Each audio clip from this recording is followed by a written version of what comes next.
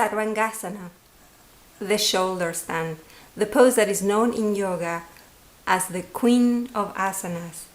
This pose in particular bathes in blood, in fresh blood, the thyroid, and when we're in the pose, we set the odds in our favor for all the nutrition to be absorbed by the gland. Also, since the body is inverted, blood is allowed to circulate around the neck and the chest. So for people who have palpitation or asthma or bronchitis, they get relief. If you have a medical condition, it's of course always a good idea to consult a doctor. But if you're in good health and you're willing to try very slowly, putting the breath as the priority, then enjoy this short video. As a first step for Sarvangasana, it's always good to make sure that the breathing is calm and that we're laying down relaxed.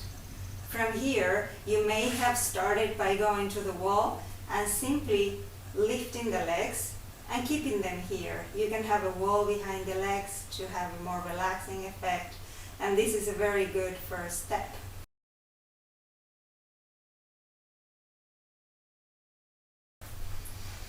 In Sarvangasana, or the shoulder stand, it's important to make sure that the chest will not get constricted, that there will be some space between the back of the neck and the floor. And even though we will aim for the chest to come closer to the chin, that we're not forcing or blocking too much or pushing too much. So this is the first step. At this point the neck is completely relaxed. And now we're ready to try the second step.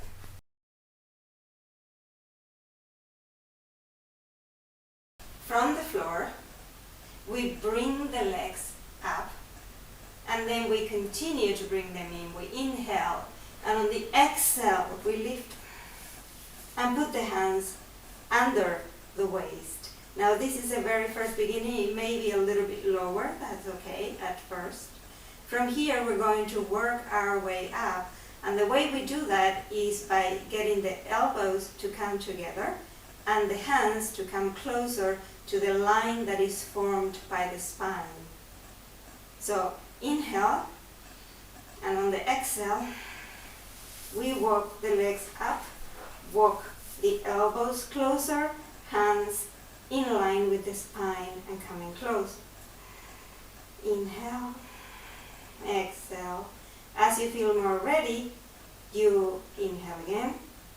And on the exhale, bring the hands even lower alongside the spine, elbows closer together. You see now how the chest is coming closer to the chin. It's not the chin that goes to the chest, but rather is the chest that goes to the chin. It's very important to breathe deeply and slowly in the shoulder stand. What is on the floor?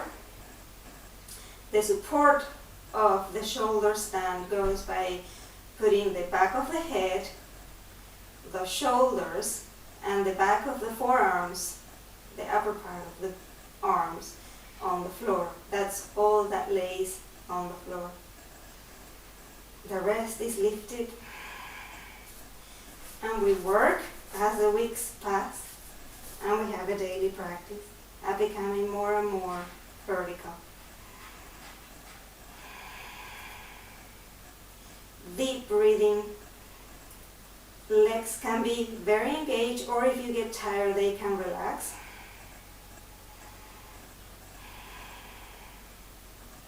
And you stay here for deeper and longer breaths. At the end, on the exhale, we start to slide down the hands and bring the legs down.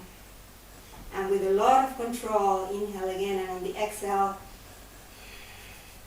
slowly, using the abdominal muscles, bringing the legs down, palms down, and the legs come slowly down. Take your time in this pose, rest after it, and feel the effects of the shoulder stand.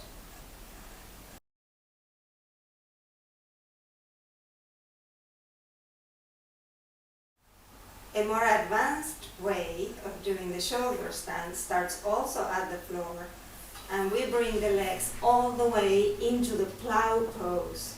Legs straightened, back of the feet touching the floor. And from here we can work the hands down and alongside the spine, and then lift the legs from there. But this is for later on, when we're used to it and when we have more control over the breathing and over the body.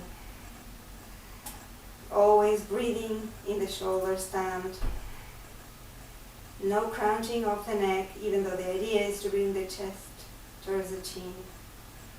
And to calm down, when we do this more advanced version, we can go back into the plow pose. Stay here for some more breaths, and then bounce down and bring the legs back. Always breathing, always with control, slowly to corpse pose. Enjoy the shoulder stand.